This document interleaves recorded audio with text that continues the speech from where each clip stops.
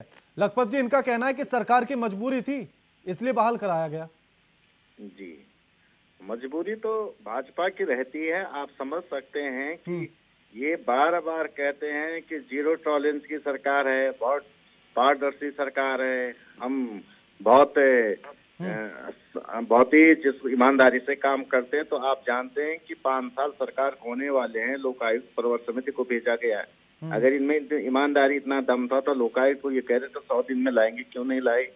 आप मिश्रा जी की बात कर रहे हैं, NH 74 के जितने भी अधिकारी थे, इन्होंने कहा हमने बहुत बड़ी कार्रवाई कर दी। केंद्रीय मंत्री ने कहा कि सीबीआई जांच नहीं होनी। उसके बाद वो सारे के सारे जितने भी अधिकारी है, सारे के सारे मलाईदार पदों में मुख्यमंत्री कार्यालय में अटैच है।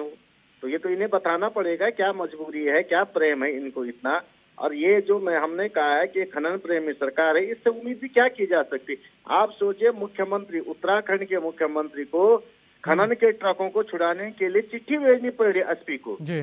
तो इससे बड़ी आप समझ सकते हैं कि इससे बड़ा दुर्भाग्य प्रदेश का क्या हो सकता है। जी। ये एक वानगी है। अभी 10 दिन पहले की बात है, जहां तक इन्होंने बात की। एक तरफ तो खड़क सिंह रावत जी ने कहा कि 10 दिन पहले की हम्म। बहुत खनन हो रहा है, बहुत खनन हो रहा है। उन्होंने एक डीएफओ को अटैच करने का काम किया। दूसरी तरफ इस तरह के अधिकारी, क्योंकि ये पहले भी इन्हीं के साथ थे और खड़क सिंह रावत जी का इनका बड़ा प्रेम भी रहा है पहले से।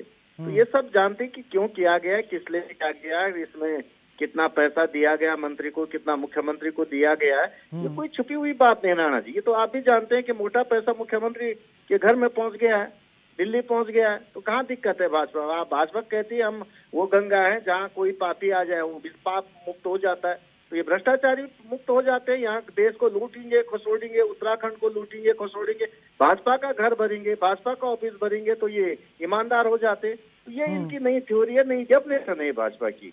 ये समझना पड़ेगा हमको।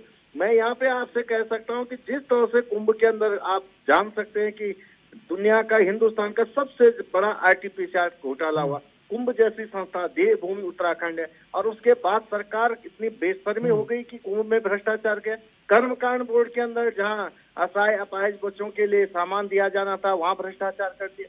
तो अब क्या उम्मीद इस सरकार से की जाए? जिस बिल्कुल सरकार बिल्कुल। के